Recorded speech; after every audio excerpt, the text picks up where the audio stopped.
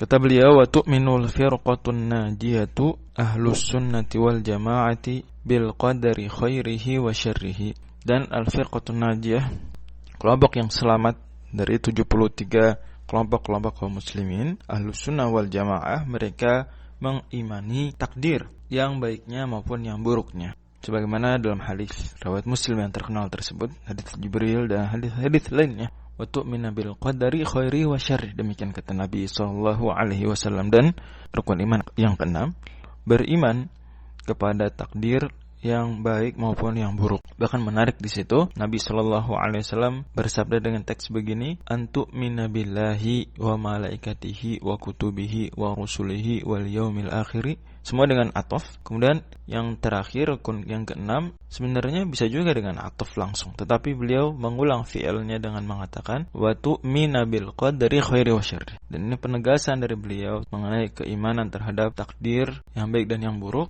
Dan boleh jadi di antara rahasianya adalah 3 hal. Yang pertama, karena rukun iman 1-5 disebutkan secara eksplisit dalam satu kalimat di 2 ayat dalam Al-Quran. Itu surat Al-Baqarah ayat 177 dan di surat An-Nisa 136. Di surat Al-Baqarah 177 Allah berfirman, laisal birru an tuwallu wujuhakum qibalal masyriq wal maghrib walakinnal birra man amana billahi wal yaumil akhir wal malaikati wal kitabi wan nabiyyin. 5 rukun iman disebutkan dalam satu kalimat. Begitu juga di surat An-Nisa 136, wa may yakfuru billahi wa malaikatihi wa kutubihi wa rusulihi wal yaumil akhir. Tapi rukun iman yang keenam meskipun banyak ayatnya, tetapi tidak disebutkan bergandengan dengan 5 rukun tersebut. Misalnya Allah Subhanahu wa taala firmankan di surah Al-Qamar, inna kulla syai'in khalaqnahu biqadar. Dan seterusnya. Nanti akan kita simak juga beberapa ayat yang akan dibawakan oleh Syekhul Islam. Dan terkumpul dalam satu kalimat, ya dalam hadis Jibril dan hadis-hadis yang banyak lainnya. Dan Ahlussunnah wal Jamaah mengimani rukun ke-6-6-nya. Jadi dari sini seolah penekanan ini menekankan meskipun tidak disebutkan secara rangkaian dalam Al-Quran, tapi dia termasuk rukun iman. Maka Nabi tegaskan dengan mengulang fi'ilnya, wa tu'minu bil qadar. Yang kedua, wallahu a'lam bishawab, adalah karena bid'ah akidah pertama muncul di tengah kaum muslimin adalah tentang takdir, tentang rukun iman yang ke-6 ini. Nanti akan kita simak juga ceritanya dibawakan oleh Al-Imam Muslim, di mana para sahabat bahkan masih cukup banyak yang hidup karena itu di sekitar sekitar tahun 70 Hijriah. Sekitar tahun 70 Hijriah, dan kita semua tahu bahwa 100 tahun yang pertama peninggalan Nabi sallallahu alaihi wasallam, para sahabat masih ada. Nah, sehingga wajar Nabi menegaskan seperti itu, seolah-olah bahwa kelak ini loh yang pertama kali akan dipermasalahkan oleh sebagian ahli bid'ah seperti itu. Nah, yang ketiga adalah wallahu a'lam bishawab, karena memang mengimani takdir dibanding iman-iman kepada yang lain itu butuh perjuangan dan butuh keseriusan berpikir yang lebih dan keimanan yang lebih kuat. Tidak sedikit ulama yang menyebutkan bahwa rukun iman yang ke-6 ini dibanding mengimani, dibanding juga memahami 5 rukun iman yang lainnya, itu paling challenging, paling sulit. Sehingga sekali lagi butuh kesabaran untuk memahami yang lebih dan plus juga keimanan yang sangat tangguh.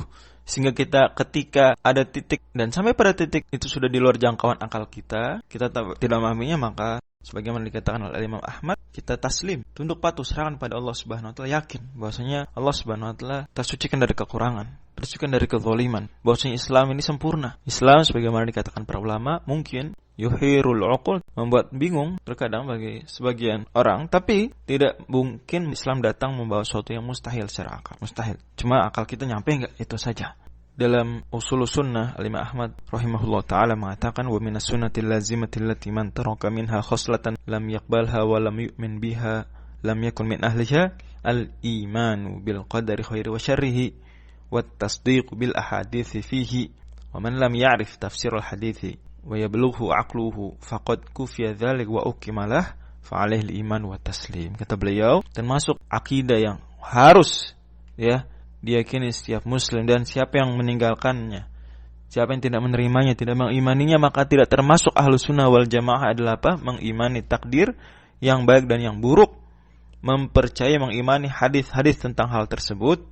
Dan waman lam ya'rif, siapa yang tidak mengetahui, belum mengetahui penjelasan dari hadis terkait hal ini, belum nyampe akalnya, maka sudah cukup bagian, sudah cukup.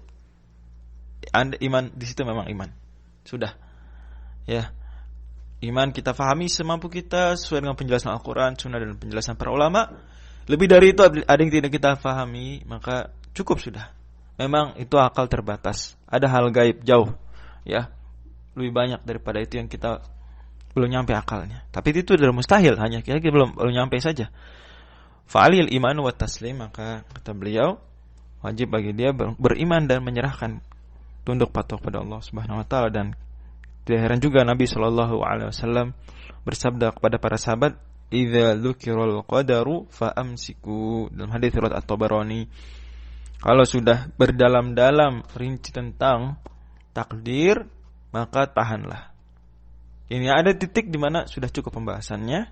Lebih dari itu, maka toh iman itu pada akhirnya tidak, selain yang dimansuskan dalam Al-Quran dan As-Sunnah, maka itu kewajiban kita mengimani. Lebih daripada itu, ya ada hal yang memang tidak terjangkau akal. Sama seperti kita ketika membahas tentang asma wa sifat, bahwasanya hakikat daripada sifat-sifat tersebut kita serahkan pada Allah Subhanahu wa taala. Kaifiyahnya kita serahkan pada Allah Subhanahu wa taala, dan iman kita sah dengan itu. Ada rincian-rincian daripada itu, ya sudahlah. Ya. Apalagi pada hal-hal yang ulama Ahlussunnah wal Jamaah sendiri berbeda pandangan dalam isu yang sangat rinci, dan kata Syekhul Islam, "Hadza mimma yasughu fihi al-ijtihad, fa inna masail ad-diqqi fil usuli la yakadu yattafiqu 'alaiha ta'ifatun. إذ لو كان كذلك لما تنازع في بعضها السلف من الصحابة والتابعين." Kata beliau ketika membicarakan tentang sebuah isu yang Al-Sunnah wal Jamaah Al-Athariyah sendiri itu beda pendapat tentang hal yang sangat rinci tersebut, maka kata beliau perkara ini perkara yang boleh ijtihad di situ berlaku. Artinya beda pendapat dan tidak dikatakan yang berpendapat lain sesat. Itu boleh ada isu-isu yang serinci ini.